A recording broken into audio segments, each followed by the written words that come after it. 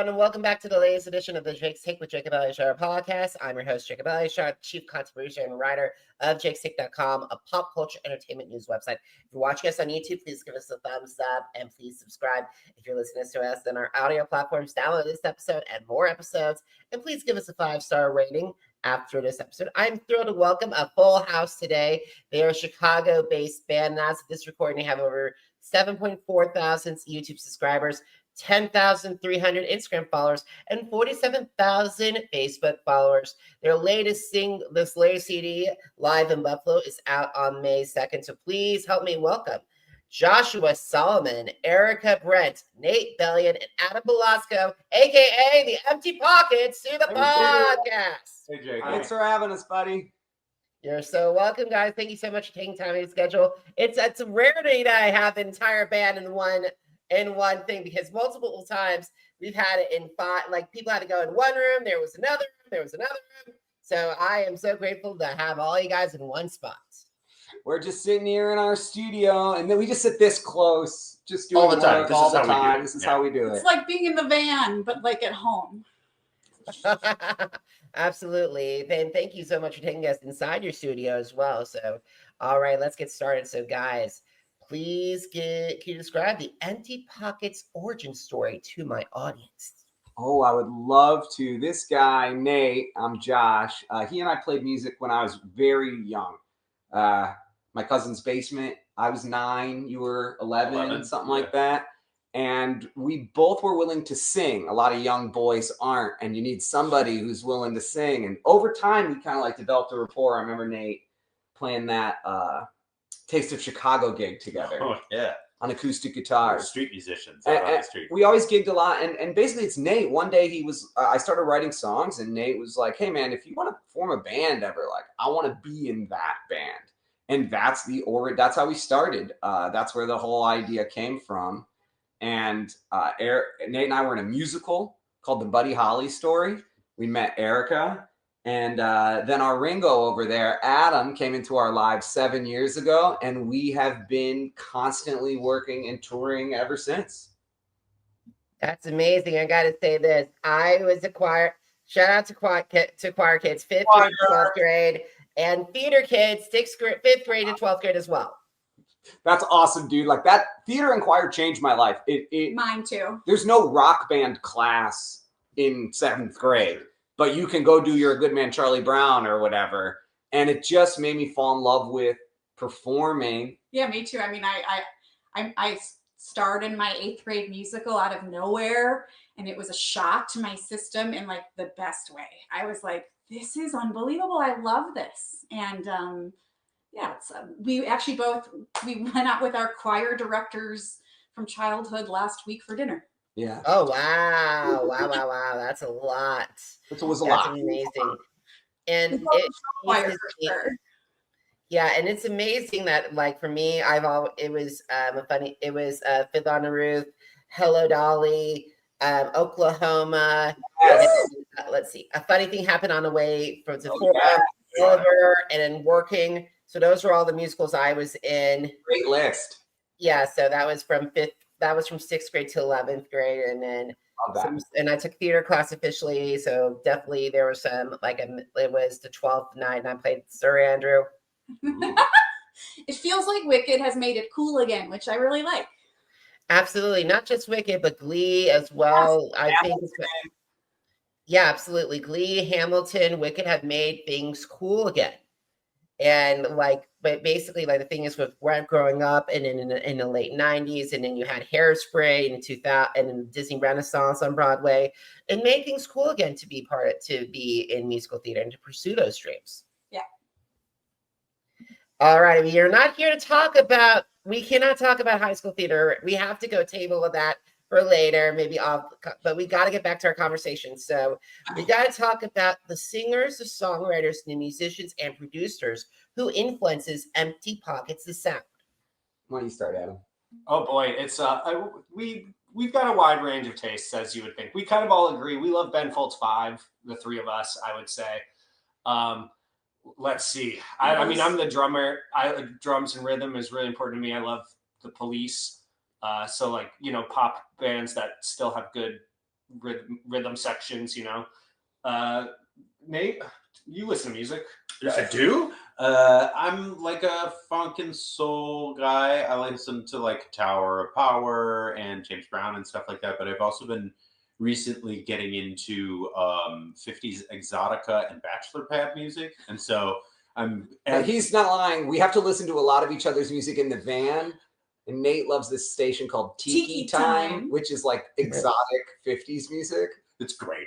And these poor guys have to deal with it. Nate definitely brings any weird to the band, like David Crosby did to CSN. Like Nate does that. I bring, like you said, producers. Like I think about guys like Jeff Lynne and Alan Parsons and George Martin, obviously. You know, so like it's funny, we're all naming like 60s, 70s bands, but that is a huge part of our influence. Like it's trite, but like the Beatles. You know, Van Morrison. Definitely Bad Company. I love Bad Company. Crosby, Stills, Nash and Young. Erika has to say Indigo Girls. Indigo I don't know why she's not. My favorite, the Indigo Girls. Shout out to Scottish band Delamitri. See, there's some. It's funny. A band is like a Venn diagram of all of our tastes. Yeah, it's not one of our tastes. So when there's something unique, I feel like there's a good natured like make fun of that person for that thing. You know, whether it's like what we call bass player music, or like if I put Delamitri on in the van, everybody's like, okay, what Josh, that's enough. Or if we listen to the original cast album of Parade, you know, and be like, okay, enough of that.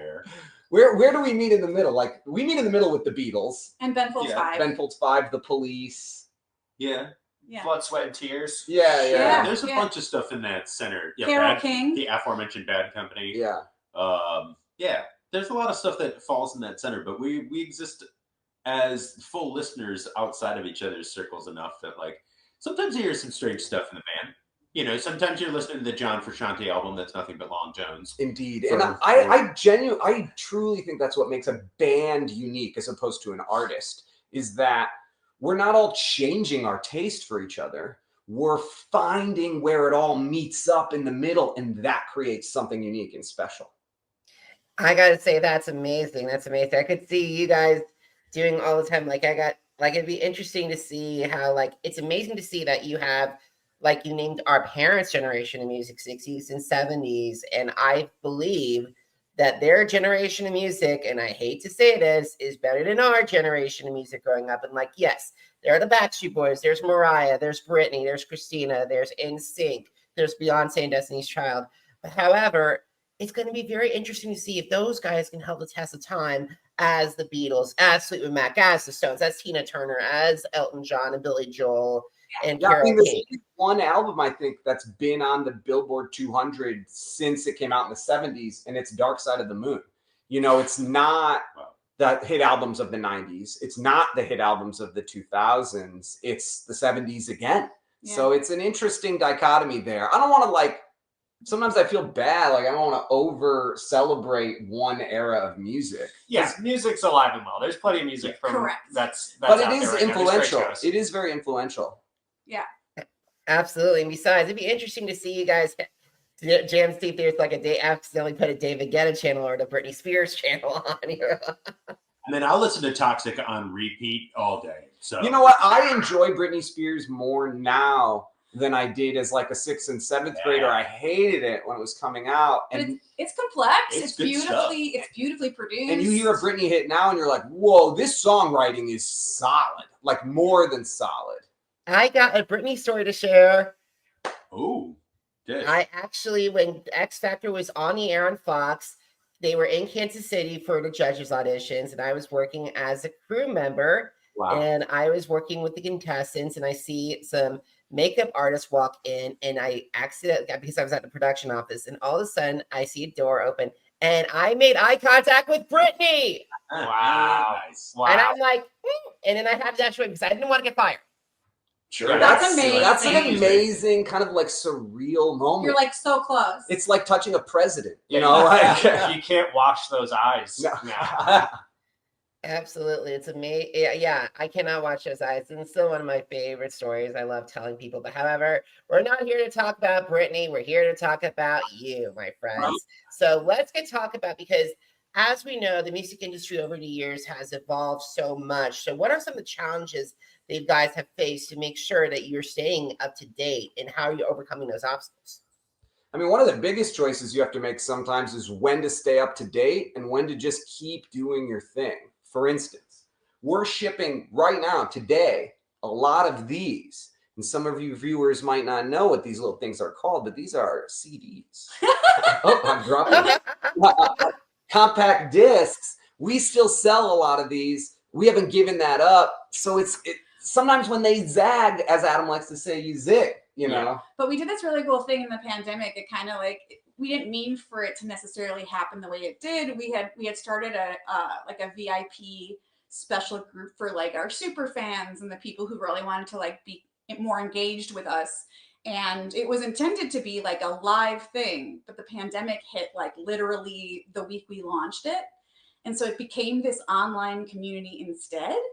And we meet once a month, and we meet on Zoom, but it's also like on YouTube if you'd rather have like the high quality fancy audio through your system.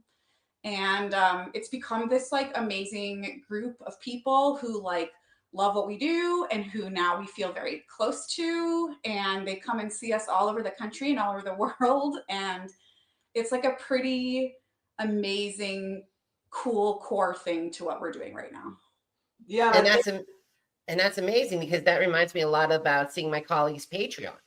Yeah, it's very similar to a Patreon. And I think like there's a risk for artists in general, and we're not immune, of trying to fight the tide and trying to fight technology, and you cannot, like, and I don't think there's anything inherently bad about streaming. Like, I have a Spotify account. It's crazy convenient. I still like physical. We were literally just listening to a vinyl record, but I think, there's a balance. Like, you can't just deny the reality of the world is changing. It's true. It has changed. I agree. The world has changed. And also it's amazing that we have I'm glad you have CDs, because CDs are phenomenal still. And like, I also love but like, God forbid something happens with my phone. I'm like, okay, can I power up my phone, or do I need to make sure, or where the heck did I put those CDs? Yeah. Yep. Yeah, even the original iPod is sort of a funny little piece of history now. They don't make them anymore, but I still think they were like really amazing devices, to be able to have no connection to the internet and like 5,000 songs in your hand. Like, that's, amazing stuff has happened in our lifetimes. Absolutely, absolutely. So I want to talk about, speaking of songs, I would love to learn some of the stories of some of your most streamed songs on Spotify and the origins of that. So I picked out 5 of them, and I would love to talk to you about them. Love it. So let's start off with stories. It was Time Passengers Live. I believe it was you recorded with Al Stewart. We did. It's one of Al's biggest hits from 1978. We were just listening to the original. On the record player, like true 70s kids. I'm actually wearing the Al Stewart and the Empty Pockets, one of our t-shirts. I call him Uncle Al. He's going to be 80 years old. I'm going to be 40. Been touring with him for 10 years. It's such a funny relationship we have with each other. What is playing that song like for you guys? Fun. It's a bit of a mitzvah. The people like it. You're talking about the live version, which is great because it's got Peter White, the original guitar player, and it's Chase Huna, a good sax player, puts a great solo on it. So it was. I mean, it's just fun. That's nice. It's a live track, and Al's fans love it. Yeah. So that one's fun to play. It's one of those songs that people respond to pretty immediately in the audience. It's not like one of his cerebral songs. People have some pretty strong emotional attachments to the song, and you can watch them experience those emotions again in the audience. And so like they respond in a way that's very gratifying as a musician. When we were talking about influences, our influences are a lot, not all, but a lot based in the 70s. And this song, Time Passengers, was a big hit in the 70s. And it sort of comes full circle for us. We're playing shows now in 2025 all over the world. We're playing our music, but we're also then backing up Al Stewart and playing his hits and kind of doing it our way and his way again, that Venn diagram of like all of our tastes combined. I'm very proud of that album.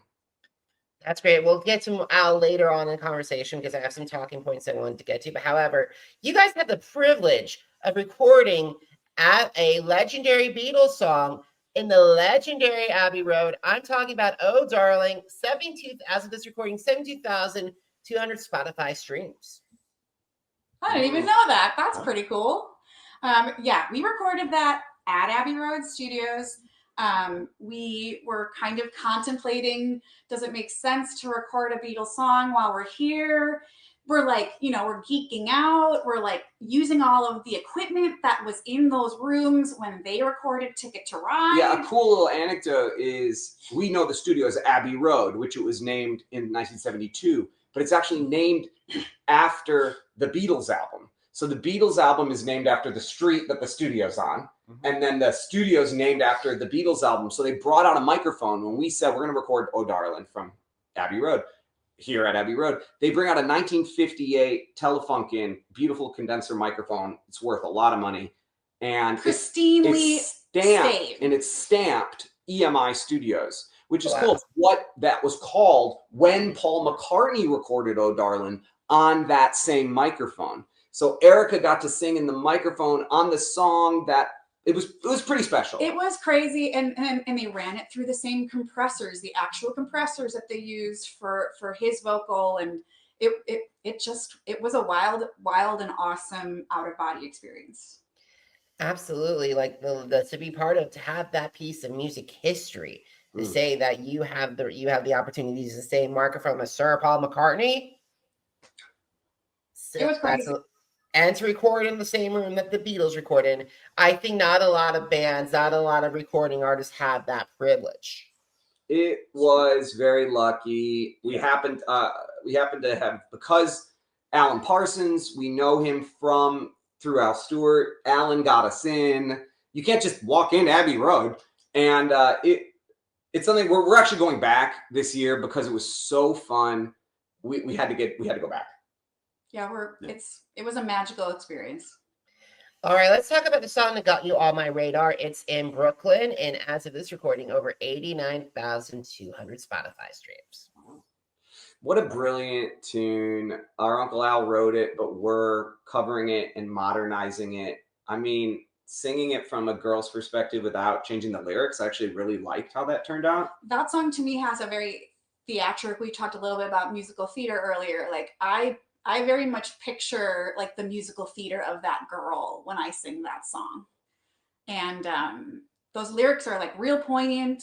And I love singing it from a female perspective. I think it really works. It was born out of that same session we recorded Oh Darling. It was a really productive session. Beautiful studio, obviously. I mean, it's Abbey Road. We're in London. Everyone's exhausted. We're on tour in the UK. Everybody's sick and exhausted. And I don't remember that part. I just remember the sort of inspiration and the beautiful sounds of those couple days in that studio. Yeah, Peter's on that too. Yeah, right? Peter White's on that. He's playing nylon string. It's really beautiful. There's no overdubs on that song. That's just the band being a band, which is kind of a big part of our philosophy. Yeah. Which is like, what you can be a dude in your computer alone, which is fine. In your bedroom, and you can record every track. It's just not us. It's the opposite of what we do. We're a live band at heart, and so when we record, we try to capture that as hard as we can. That energy and that feeling. And that's an amazing feeling, because it's very weird that you have that you go to, and I hate being a broken record, but like having the opportunity to be in that space and hear that sound of hip music history, and going and say, okay, now we're adding to our legacy onto this iconic stage. Yeah, I mean, just walking through the gate was weird. There's so many tourists, and they looked at us like, who the hell are you guys? Like, why are you walking through this gate? You know, like it's a very cool and interesting experience. Very surreal. One of these days on my bucket list is to go through Abbey Road and maybe do a podcast inside there. You gotta make it happen. Yeah. Absolutely, absolutely. Who knows? Maybe it might be one of my guest series. Do it. Let us know. Alrighty, so let's talk about Make It Through. It's one of your larger songs, 134,700 Spotify streams as of this recording. Wow. Make It Through is one of those songs that has like the perfect sphere about it. It's got a great subject matter, which is just like hopefulness and connectedness. Togetherness is how we're going to get through anything. And it's got a set of lyrics that serve the purpose for the song very well, but also establish their own groove. And then like these cats are just like real players. And so like it's got a sick groove in it. And all three of those things just make that song a joy to not only listen to, but to play and inhabit as a musician. And man, that one's great. I love Make It Through. Yeah, and we wrote it at one of our VIP super fans' homes, like in their backyard. They shout out to the Rosenbaums in Stamford, Connecticut. They were putting us up at their house, as they do a lot when we're on tour, and that house was written in a super fan's backyard. Now that will have a very special connection to the Rosenbaum family and all of that. So maybe they might just put a plaque up there. Yeah, Maybe. They should. We'll get them a plaque. Smart. All right, the final song I want to talk to you guys about is "Gotta Find the Moon." As this recording, 146,000 Spotify streams. Probably one of your top songs Spotify streamed. Yeah, that one I remember Josh bringing it in during the pandemic when I was in this room, Josh and Ari were one room over, Nate was one room over from there. So we were playing in separate rooms. This is my memory of it, at least. Mm-hmm. And Josh came in with it, and pretty quickly it came together as a full tune. Maybe there was a tweak or two, but we kind of found the rhythm and stuff. We recorded it right here as a full group, like we did at Abbey Road, but here. I remember when I finished it, I was like, is this too 90s rock? Like, did I just write a Matchbox 20 song? And then as we worked on it a little bit, I was like, no, this sounds like us. It's us. This is cool. We're not Matchbox 20, so The that sounds perfect like amount of 90s rock. Yeah. I remember not seeing you guys, though. Yes, when for sure. playing You were right there. Yeah. Before this room was we right down. were like hardwired so that we could hear each other, but we couldn't see each other for the entire pandemic. And so we would come in separately with masks and, like sort of like set up in our separate spaces. And I really think it made us better musicians. We had to listen super, super deeply to one another. Yeah, gosh, looking back, guys, at the pandemic, we never even thought about it. But our attitude was like, we're not going to not play. Yeah. We're going to play. Yeah, We of course. did So we're just going to figure it out. And did, like- safely. And safely. We Yeah. figured it So out many pretty well. live streams. And we didn't make each other sick. Like, No, it worked. We were safe. We did it right. And that's amazing to hear because not a lot of musicians did that during the pandemic. And if they did the opposite of what you guys did. And then they got sick at times, allegedly. Or, there were not necessarily a lot of options. We had a lot of, again, the intersections of the Venn diagram. That slice that we inhabited had a lot of luck. We had a space to be able to work. We had the ability to be able to do distanced audio and be safe. We had everyone that was interested in that sort of thing, and then we had the just the sheer willpower and schedules to do it, and that doesn't exist. One of my skills is audio, so I was able to make this all work and make it safe. And it's funny looking back, I really do think that helped us. Yeah. And we ended up doing a ton of live streams at the time. I Yeah. think 215 or something like that. We did funerals, we did birthday parties, Corporate events. corporate events. It Yeah. was a very strange time period, but we just played and played through it. And it's amazing. So speaking of strange and also poignant, you guys will embark as guests on Al Stewart's final worldwide tour. What does it mean to join Al on this final milestone tour of his career? I think it's an honor. It's an absolute honor. We talked about influences earlier. We didn't name Al, but he has been a huge influence on our music. We've been playing together for 10 years. He's influenced our lyrics. He's influenced the way we create. And the way we speak on stage. Yeah. And the tour itself is amazing. Oh. I mean, we're almost sold out at the London Palladium. Wow. I mean, just is kind of blowing my mind. Yeah. We're playing in Amsterdam for the first time. We're playing in Dublin, in Belfast, in Glasgow. And he's so gracious to us. Like, he gives us a set. He says wonderful things about us. We've become really good friends. So it's special. When we got our first accomplishment drop, when we got our first #1 Billboard charting blues album, thank you. Al was the most excited. The most excited was Al. And he's just like become our band champion, mentor and champion. Yeah. Yeah. I'm excited about So this it's gonna be story. awesome. Right? And we normally like we've done this once or twice.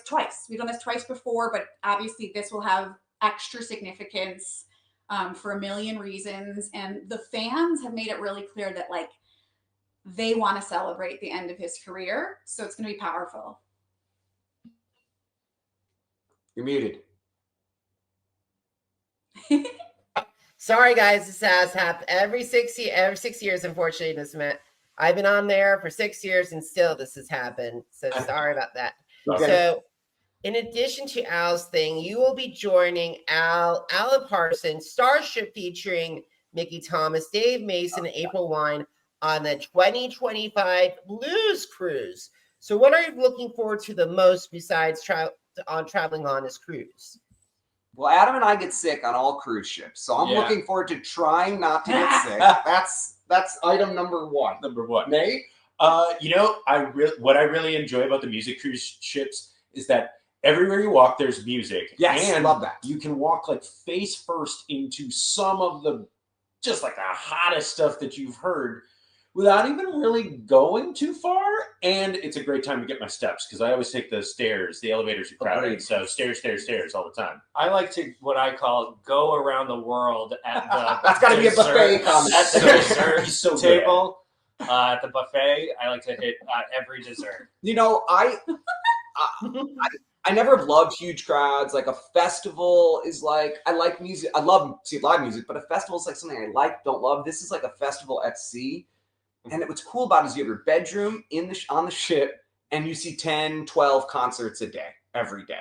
Yeah, You know, and we only play, an hour 4 or 5 times. And so, And in between, you could run into Dave Mason at the casino. sure. Or smashing wings at the buffet. Yeah, You never know. it's a very cool and unique And experience. they're rotating desserts at the buffet.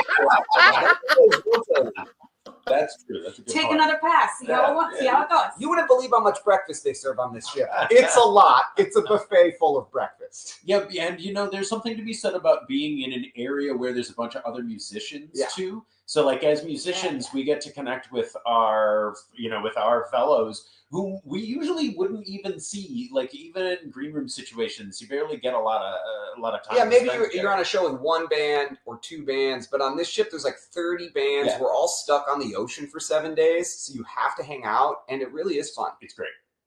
Who knows? You might have say, hey, we're going to make a collaboration and let's put it on streaming. We're all about it. That happens. That happens. That happens That happens, for real. Alrighty, awesome. So before we got to start winding down our conversation, I want to talk to you guys about what's your favorite social media platform to interact with your fans? I'm an Instagram girly. I love Instagram. I love the pictures. I love the videos. I just love it.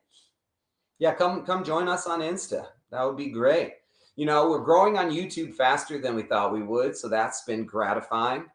And Facebook is a hotspot too. So Anywhere, we'll find you. It's us. Come join us. We're coming. We don't have social media people. It's very authentic. Every single direct message is responded to by one of us. every like Every and post, comment. every like and comment. We are us on social media.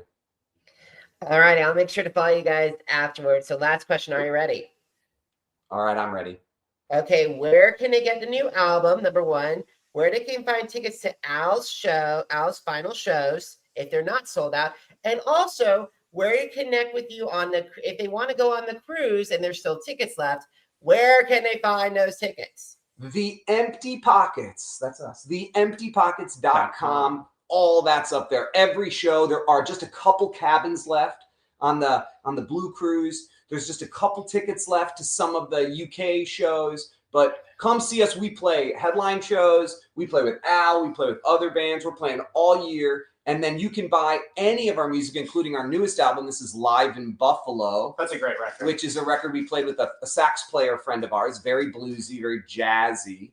But we are selling merch. And in fact, we ship it all ourselves. We're very much a small business.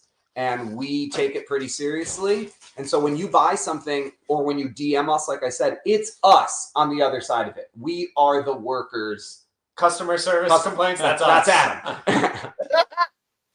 All right, I gotta say that was probably one of the best things, merchandise screens I've seen in the 6 years of this podcast. So kudos, guys. So guys, if you missed an episode of the Jake's Take with Jacob Elyachar podcast, visit our channels on Amazon Music, Apple Podcasts, iHeartRadio, Spotify, and Spreaker. Jake's Take with Jacob Elyachar, JACOB-ELYACHAR. Now, are you on social media? I'm on social media too. Facebook, Instagram, Threads, Twitter, and YouTube. Jacob Elyachar, JACOB-ELYACHAR. And you want to find out more about my take on the Empty Pockets music, head to jakes-shake.com, the blog that started it all, jakes-shake.com. Guys, thank you so much for coming onto the podcast. I had a great time with you guys, and I hope to see you guys soon. Jacob, thank you. We'll see you around, bro. All righty, guys. Thank you so much for watching. Thank you so much for listening. Until next time, everybody, have a great one. Goodbye.